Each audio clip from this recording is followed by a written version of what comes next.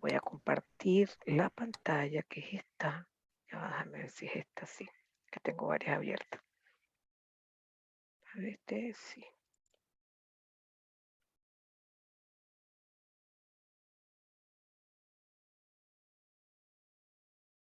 Bueno, vamos a tomar estos ejercicios donde lo dejamos ayer. Y me gusta este ejercicio por dos razones. Primero, porque salimos de 7-4, 15-11 Hamming. No, no, no. Es decir, obviamente eso se usa mucho, pero para ver, así como lo hago con las transmisiones que me pongo a inventar y pongo un pulso con una sinusoide para ver los efectos, como para ampliar el conocimiento y la base que ustedes deben captar en este curso. Entonces también aquí, bueno, vamos a poner un código 2 y 4. ¿Ok? Entonces la idea es que tenemos los bits y por cada 4 agregamos 8, luego codificamos códigos de línea no retorno a cero polar, la hacemos pasar por el canal, la recibimos y en este punto podríamos calcular si quisiéramos PC para irnos ubicando. Finalmente se aplica la inteligencia y aquí tendríamos P final. En eso estamos enmarcados, ya hicimos la deducción de todas esas fórmulas y las podemos usar perfectamente. ¿Ok? Entonces, dice lo siguiente, se tiene un sistema de comunicaciones como el que acabo de describir y lo que se quiere es que primero determinemos la capacidad de corrección de errores para luego llegar a una expresión del número de palabras malas. Es decir, insisten en que es una cosa general, eso es otra cosa que me gusta de este ejercicio, sino que tú explicas cuáles serían los pasos sin tener que calcular nada, ¿no? Básicamente. Si calculamos, por supuesto, la capacidad para poder arrancar, ¿no? Y aquí uno hace estas cosas por tanteo. Es decir, cuando uno tiene 2 a la 8, que es 256, y tienes que ver hasta dónde llega t, tenemos la combinatoria de n en 0, de n en 1, de n en 2, de n en 3. Uno a veces empieza por algo pequeño. Sin embargo, cuando tú ves aquí que tienes 8 bits redundantes por 4, uno empieza a ser optimista y vamos a poner de una vez que llegamos a t igual 2 y efectivamente se cumple, ¿no? Si uno llegara a 3 se da cuenta que ya no, entonces eso sería, digamos, lo preciso, pero en este caso vamos a creer que efectivamente la capacidad es de 2 porque con 2 a la 8 abrazó esa cantidad, o sea, es mayor o igual que esa cantidad. Entonces eso cambia todas las fórmulas de probabilidad porque todas las fórmulas dependen de t. Por ejemplo, la probabilidad de error por palabra, aquí se coloca n y así que aquí se coloca t más 1, igual que aquí, t más 1 y t más 1. En PC no, porque sencillamente es el mismo de no retorno a cero, pero escalado por el factor k sobre n. ¿Ok? Y lo cierto es lo siguiente. Se supone que nosotros tenemos esto como una aproximación, pero que usamos muy bien. ¿Ok? Entonces, acuérdense que estamos interesados en calcular es el número de palabras malas y sabemos que eso se calcula así. N por PW. ¿Ok? Se supone que conozco N. PW observamos que depende de PC. De manera que tenemos que calcular PC de esta manera y meterlo en esta fórmula. Entonces, al final encontraríamos que efectivamente lo que hacemos es multiplicar n por la expresión de PWE, ¿m? Que es el combinatorio 2 en 3 y donde dice PC ponemos esta expresión y la elevamos al cubo. ¿De acuerdo? Entonces, esto ya les digo me gusta porque es para salirnos de ese molde de todo el tiempo T vale 1, todo el tiempo es 7, 4, 15, 11, 31, 26, que son los Hamming más bajos, pues, más altos. Entonces, por eso me gustaba mucho y quise terminarles el ejercicio que se me cortó ayer la grabación.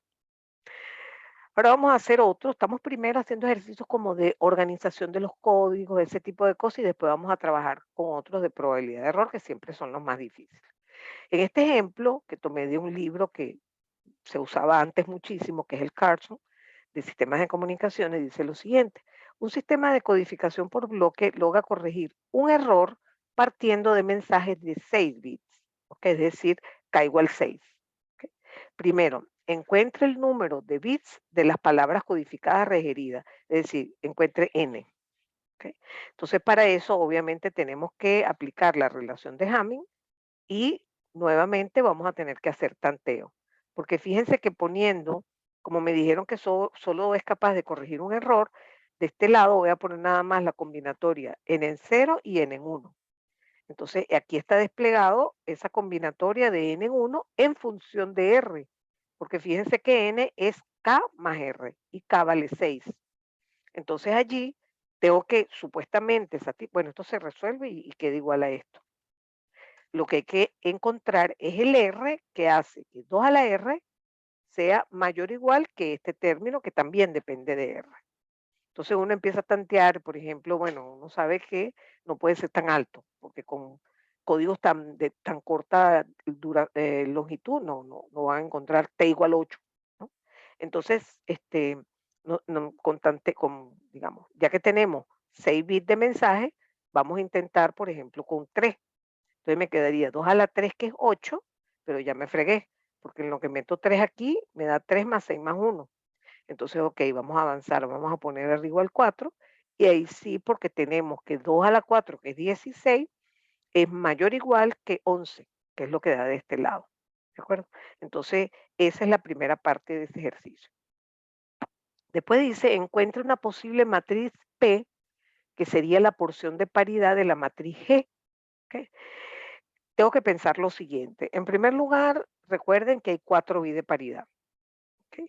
Por lo tanto, esa porción de la matriz P, que va, digamos, la matriz G tiene esto y a la derecha tiene la parte de identidad.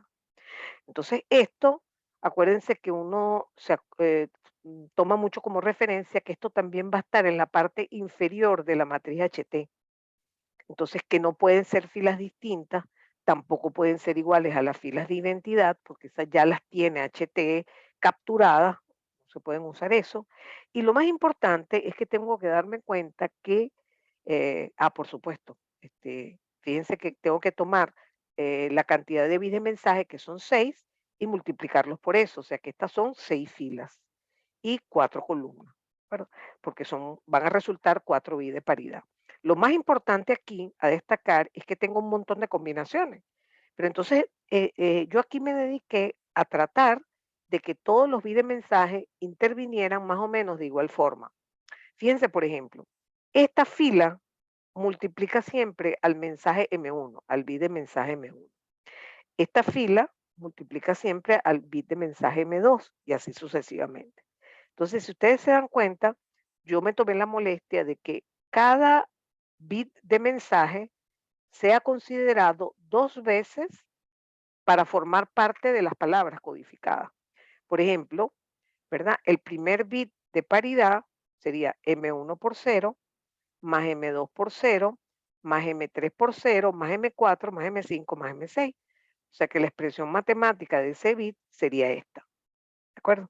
Entonces, eso, fíjense todas las consideraciones que hice para poder construir esa porción de paridad de la matriz G, que nos faltaría, repito, la matriz de identidad aquí a la derecha, ¿no? Para tener G.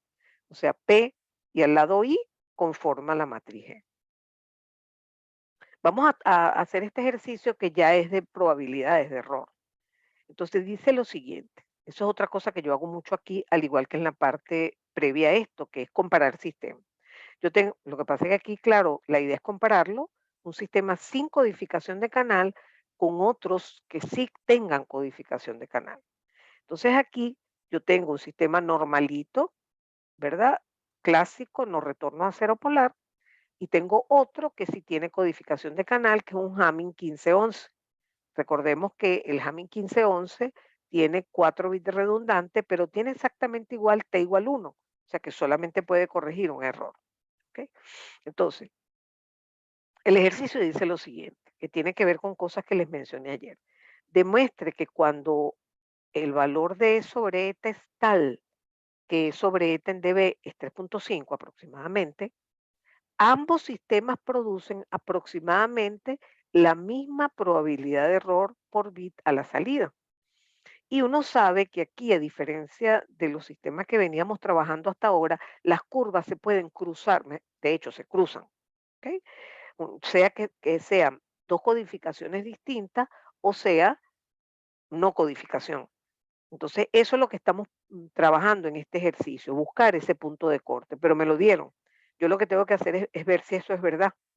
Entonces, lo primero que hay que hacer es pasar este valor que está en decibeles a valores lineales, por decirlo así. Entonces, tengo que dividir esto, me queda 0,35, 10 a la 0,35 y obtengo el valor de E sobre eta para poder meterlo en la fórmula.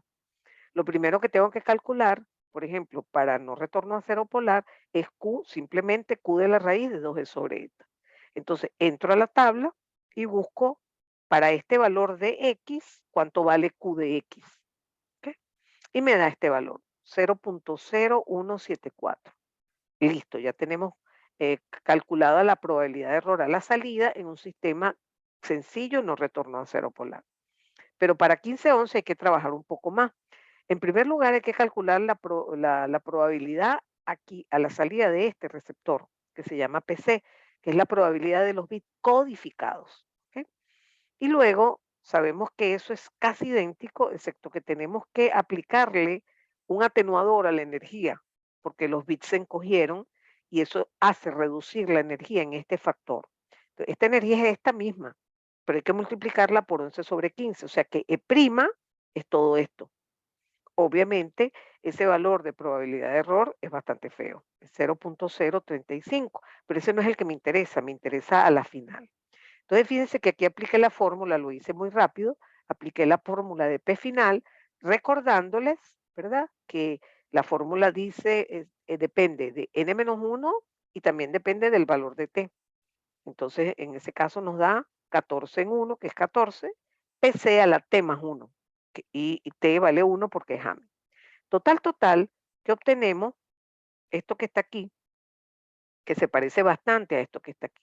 Eso es una cosa que quiero que tomen en cuenta para este próximo examen, que los valores que uno lee en una tabla de Gauss o los lee en una curva, peor todavía, son imprecisos, o sea, es imposible encontrar una precisión de un montón de dígitos. Entonces, esto para ustedes es una lección. Bueno, las sí se parecen ahí, más o menos. Y entonces lo aceptan, aceptan que están en este punto, aunque tendrían que ser supuestamente idénticos. Pero eso es imposible porque en la tabla uno no puede leer Q de 2.112349, no, eso no se puede, no tienen esa resolución. Entonces, eso también es una buena lección que me trae este ejercicio. ¿Ok? Entonces, digamos, concluimos que en efecto eso ha pasado. Ahora, fíjense que yo grafiqué la curva y alguien me puede decir, ya vaya, profesor, ¿y dónde sacó usted esas curvas? Bueno, yo les recuerdo que les expliqué ayer que en la medida que la energía baja, es decir, que el sistema se deteriora, la codificación de canal comienza a ser problemática y mala. Entonces, si la comparo con sin codificar, en la zona de buenos sobre eta, ¿verdad? Usted va a notar que la curva roja es Hamming, que va a tener valores de probabilidad más pequeños que los de no retorno a cero. Pero cuando pasemos el cruce, la cosa se va a invertir. O sea, codificar va a ser un desastre. Va a ser malísimo. O sea, que aparte que ganamos un dineral, gastamos ancho de banda, compramos un sistema adicional, tenemos un mal resultado.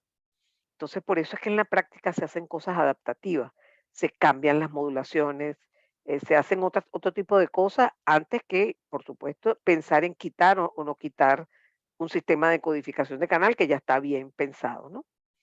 Ok, fíjense que aquí hay una pregunta adicional que dice lo siguiente: en un momento determinado, la potencia del ruido, la potencia del ruido en el canal aumenta.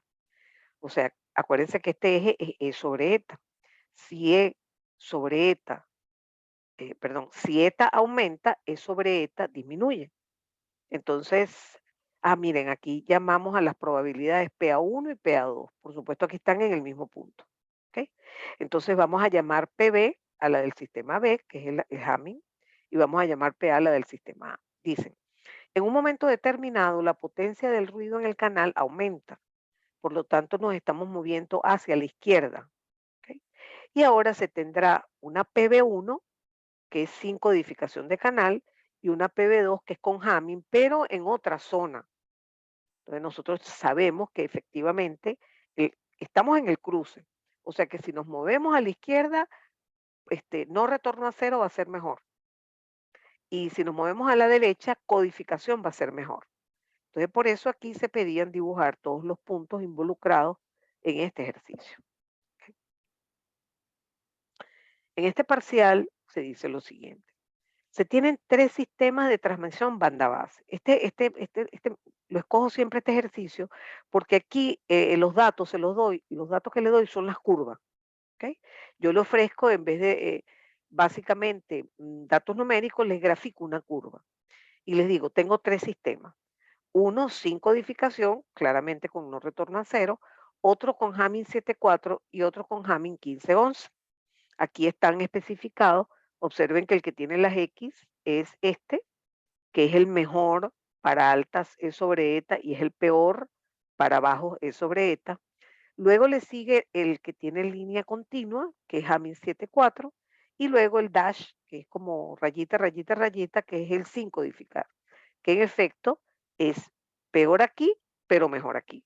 ¿Ok? Nosotros siempre trabajamos en esta zona, porque es que si no, no podemos calcular nada, porque nada sirve. De hecho, las fórmulas que yo les obtuve de P final, si estamos en la zona de mal E sobre eta, no funciona, porque ahí se hicieron una cantidad de simplificaciones que no aplicarían si estamos en esta zona de E sobre eta. ¿De acuerdo? Bueno, dice lo siguiente, en los tres sistemas se transmite usando no retorno a cero polar, cada uno se recibe con sus respectivos receptores óptimos y decodificadores, el usuario recibe los datos a 10 megabits por segundo. Traducción. Este valor está a la entrada del sistema y a la salida del sistema. En el medio hay otra cosa, que es el canal. ¿Ok? Entonces dice que también tiene potencia unitaria, o sea que yo podría perfectamente calcular la energía promedio para los tres casos. Si me dieran ETA, yo me podría ubicar en algún sitio de aquí, pero justamente no me lo dan. Ya verán. Dice, escoja, como ustedes ya saben, yo desde que estamos con la pandemia trato de que ustedes diseñen sus propios ejercicios. Y yo le decía, escoja un valor de 10 log de E sobre ETA, donde Hamming 1511 sea el mejor de los tres. ¿Ok? Entonces, para empezar, sabemos que es desde el punto de cruce hacia la derecha, que Hamming 1511 es el de las X estas que están aquí. Entonces, bueno, fíjense que había valores muy característicos, ¿no? Que se veían claros y la gente, por supuesto, se fue por ahí. Agarraron 4 o agarraron 4.5 o agarraron 5. Aquí es donde hay más distancia entre codificar en cuanto a la bondad, ¿no? De que Hamming 1511 mejora bastante con respecto a los otros dos sistemas. Entonces, bueno, yo agarré en particular 4.5, que había que agarrar alguno. Entonces, cuando yo aseguro que estoy aquí, entonces eso es en dB, tengo que despejar sobre eta lineal y me da aproximadamente 2,82. Eso me permite calcular PC para el caso de 1511, porque eso era lo que pedían, ¿verdad? Que yo calculara la probabilidad final solo para 1511. Aquí hubiese sido mejor porque cruzamos el eje y podemos hacer una lectura más precisa, pero bueno, es todo aproximado. Entonces calculo primero PC, aquí tengo que usar las tablas, eso es otra cosa. Los formularios que yo les ofrezco tienen dos tablas de Gauss. Uno para valores altos de probabilidad de error, que implican argumentos pequeños, y otro para, por ejemplo, argumentos mayores que 3, de manera que esa tabla tendría valores de probabilidad más chiquitos. Entonces tienen que tener acceso a las dos y las dos tienen diferencia. Por eso yo a veces les pongo fracciones de la tabla para que sepan operarla, ¿no? En este caso estamos usando la tabla de valores altos de probabilidad que tiene decimales. O sea, tiene valores aquí de X y así tiene decimales que acompañan a esos valores. Por ejemplo, este valor correspondería a 2.00. Este valor sería la lectura a 2.01. Estamos aumentando el valor progresivamente y entonces, claro, los valores de probabilidad van cambiando. En nuestro caso particular, el valor que nos dio, ¿verdad? Es en 2.03, fíjense, tuve que venirme aquí, 2.0, 2.03 y esta es la lectura. Este es el valor de probabilidad que me dio. ¿Qué hago con eso? Lo incluyo en la fórmula de PF y obtengo efectivamente la probabilidad de error final. Fíjense que da 6,3 por 10 a la menos 3. Ese es el valor que dio. Pongan atención. Este eje es semilogarítmico. Esto es 10 a la menos 3, esto es 10 a la menos 2, ¿ok? Y por supuesto aquí vamos de rayita en rayita. Entonces, si nos paramos aquí en 4,5, vamos a estar más o menos a esta altura, más o menos. Entonces, si usted se da cuenta, eso es más o menos como, esto es 6, algo, ¿no? Uno va asumiendo aquí, fíjense que son semilogarítmicas. Entonces uno va a 2, 3, 4, 5, 6, 7, 8, 9 y hasta que llegas a 10 a la menos 2. Entonces miren que usted se ubica más o menos en la vertical y se viene para acá para hacer la lectura de la probabilidad. Entonces la idea es que usted la lectura que tuviera coincidiera, la de la gráfica, con la que está obteniendo matemáticamente. Entonces, este ejercicio también siempre lo tomo de ejemplo. Primero, porque les doy las gráficas para trabajar las curvas de probabilidad de error. Segundo, porque les muestro las tablas de bajos valores de X, que significa altos valores de probabilidad. Y además, puedo por primera vez, porque muchas veces no lo hacemos, muchas veces no le paramos a la lectura, hacemos cosas generales, como poner por aquí cosas, yo sé que si hay atenuación o no hay atenuación, me muevo para un lado o para el otro y no lo hago de manera precisa, no tomo las lecturas. Sin embargo, muchas veces están, fíjense que esta rayita es 10 a la menos 2, por ejemplo. ¿Ok? Por eso los hago yo en MATLAB con valores reales, pues. Aplico las fórmulas adecuadas. Entonces, bueno, esto me gusta de este ejercicio. Este ejercicio me gusta porque trabaja con el número de bits malos, de palabras malas, o sea, otra cosa distinta a la propia probabilidad. Y por eso también lo selecciono. Dice lo siguiente, tenemos una codificación Hamming 7,4, ¿ok? Que por supuesto siempre después se transmiten en no retorno a cero polar, pasan por el canal que solo tiene ruido, el receptor y el decodificador. Y resulta que me afirman lo siguiente.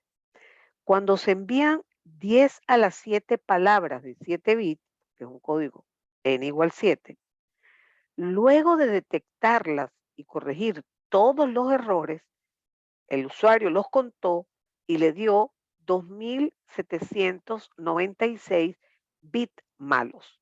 Como estamos a la salida final, no hay que ni siquiera decir que son bits de mensaje. Es obvio que son bits de mensaje. ¿Ok? Entonces, tengo esa cuenta, ¿verdad? De bits de mensaje malos. La primera pregunta es muy sencilla. Determine la probabilidad de error por bit a la salida. Siempre recuerden que la probabilidad de un evento A es contar cuántas veces sale A entre el número de veces que se hizo el experimento. En este caso, eso es distinto porque tendríamos que dividir el número de bits de mensaje malos, ¿ok? Entre el número total de bits de mensaje transmitido. Entonces resulta que si usted tiene un código 74, cada palabrita tiene 4 bits, 4 bits de mensaje, me refiero. Entonces, si usted está transmitiendo 10 a las 7 palabras, va a tener 4 por 10 a las 7 bits de mensaje. Y por eso la probabilidad final se calcula así. ¿Ok? Entonces, esto es importante porque que lo recuerden, porque muchas veces les doy la probabilidad y les doy, por ejemplo, el número de bits transmitidos y entonces se puede determinar el número total de bits malos de mensaje. ¿De acuerdo? Esa es la primera pregunta. Después dice, determine E sobre eta. Entonces, uno sabe que las fórmulas de probabilidad de error todas dependen de E sobre eta. Y entonces es un problema de atrás hacia adelante. Tengo P final, ¿verdad? De P final puedo despejar PC porque están conectados por esta fórmula. Para este caso, que es Hamming, aplico la fórmula, esto es T y esto es T más 1 y esto es N menos 1. Una vez que tengo PC, tengo el valor, lo igualo a su fórmula. Y ya yo sé que aquí quién es K y quién es N, es 4 séptimos. Entonces aquí tendría yo que buscar en la tabla este valor de probabilidad de error, es decir, esto es P y eso es igual a Q de X. Entonces tengo que buscar X en la tabla. Entonces este valor de probabilidad ya se encuentra en la tabla de probabilidades más baja.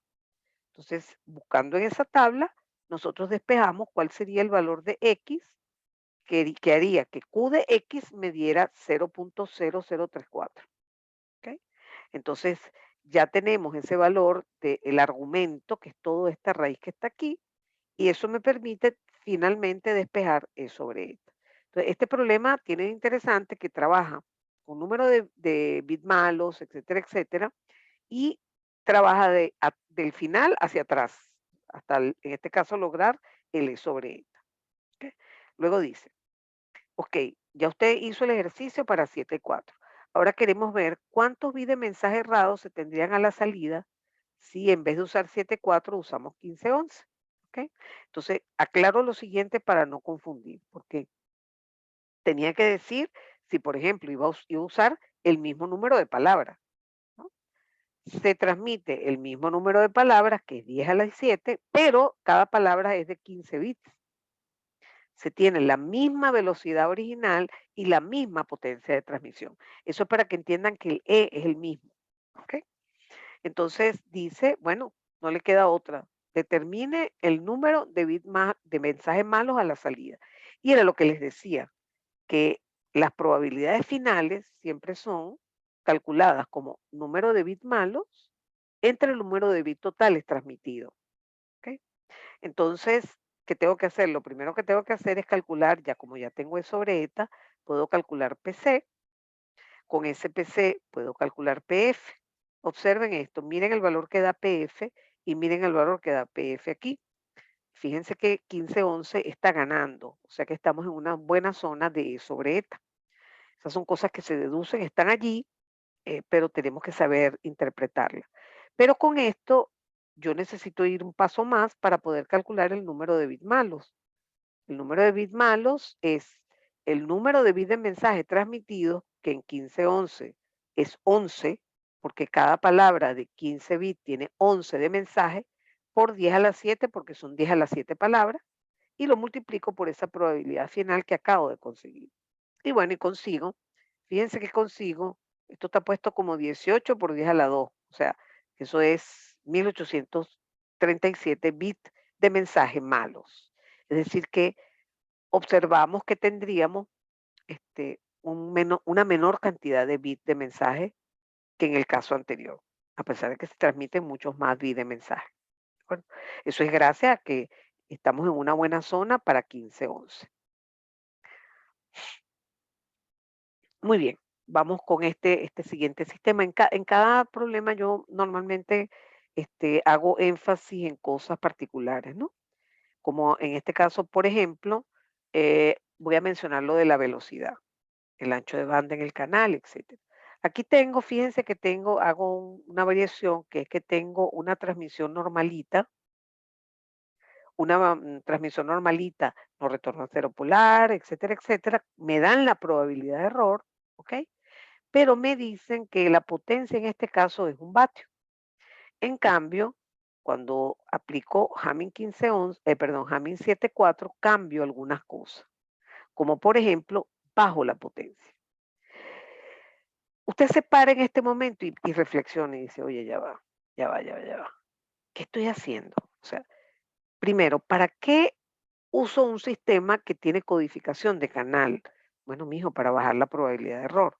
Sí, sí, sí, pero ojo, resulta que si usted me baja la potencia, es posible que eso no pase, porque efectivamente usted no le puede pedir a un sistema que tiene una mínima potencia, por mucho que le ponga codificación de canal, que le dé buenos resultados.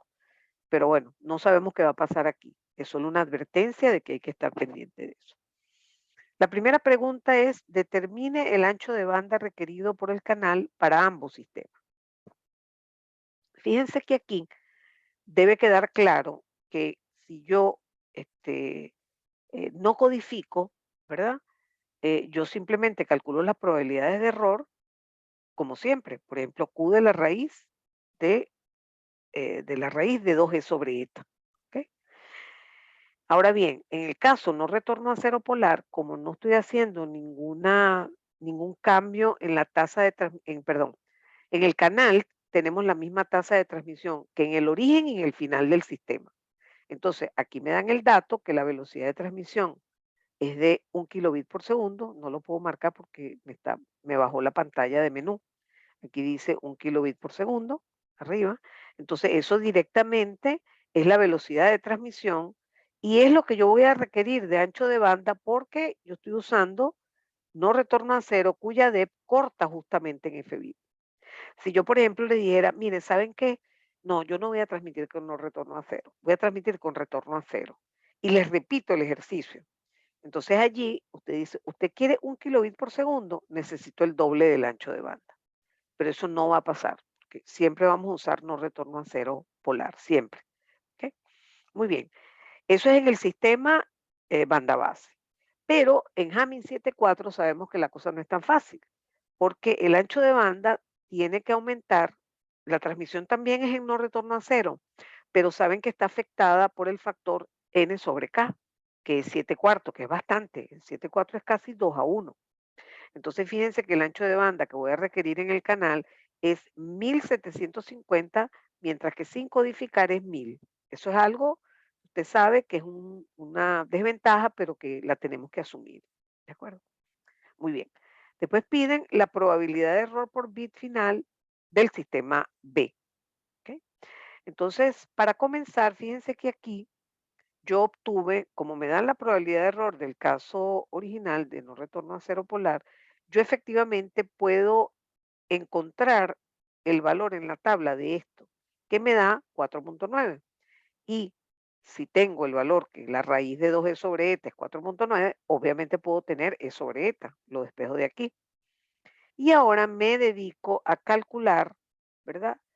La probabilidad de error, pero aquí hay que hacer un alto, porque usted se da cuenta que la energía original, en el caso de no retorno a cero polar, dependía de un vatio.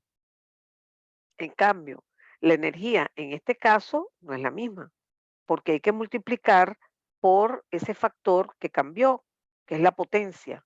Entonces la energía, para el caso B, va a ser un medio, que es medio vatio, por la misma velocidad, eso sí. Entonces, por supuesto, eso cambia el valor de la energía y entonces tenemos que definitivamente tomar esto en cuenta para el cálculo de PC. Fíjense que aquí, una vez, como yo tengo el valor de E sobre eta y conozco cuánto vale EA, yo puedo despejar eta, porque tengo datos de probabilidad y tengo datos de la energía, porque tengo potencia y velocidad. Entonces puedo despejar eta, eta que voy también a calcular aquí, perdón, que también voy a usar aquí. Entonces fíjense que el problema tiene varias complicaciones que no tenían los anteriores. Bueno, entonces, ¿qué hago? Calculo PC, me da este valor, que es horrible, pero yo sé que ese no es el que me interesa. Para competir con la probabilidad de error original, que era sin codificar, yo tengo que calcular es P final. Entonces aplico la fórmula de P final usando obviamente este valor de PC elevado al cuadrado. ¿Ok? Entonces encontramos que la probabilidad de error es 1.16 por 10 a la menos 4.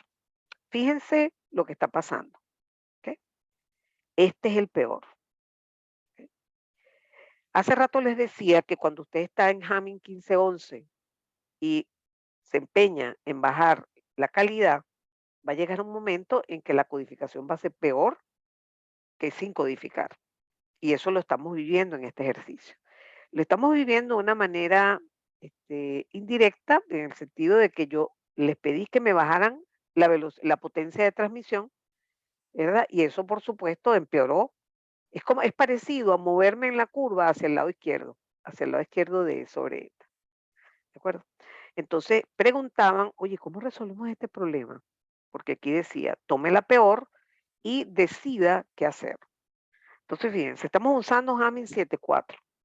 Nosotros sabemos que 15.11 es mejor y 31.26 mejor.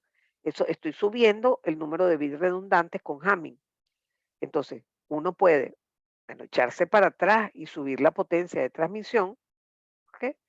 O cambiarse de un Hamming 7.4 a un Hamming 15.11. Todas estas preguntas son interesantes porque eh, son justamente la clave de este capítulo, ¿verdad? Entender cómo se codifica, entender el impacto que tiene la codificación en el canal, en consumo de ancho de banda, y entender, por supuesto, todas las estrategias que hay para mejorar la probabilidad final, cambiar la codificación, cambiar la modulación, etcétera, etcétera. ¿De acuerdo? Eso sigue pendiente. Ups, y bueno, justo a tiempo. Bueno, me quedan 3 minutos, pero ya no agregué más elementos, así que bueno, voy a dejar de compartir, voy a imprimir la pantalla y voy a cerrar. Bueno, mira, más o menos no estoy tan sola. Gracias. Voy a cerrar y nos vemos. Vamos a ver ahora una parte nueva que es código cíclico.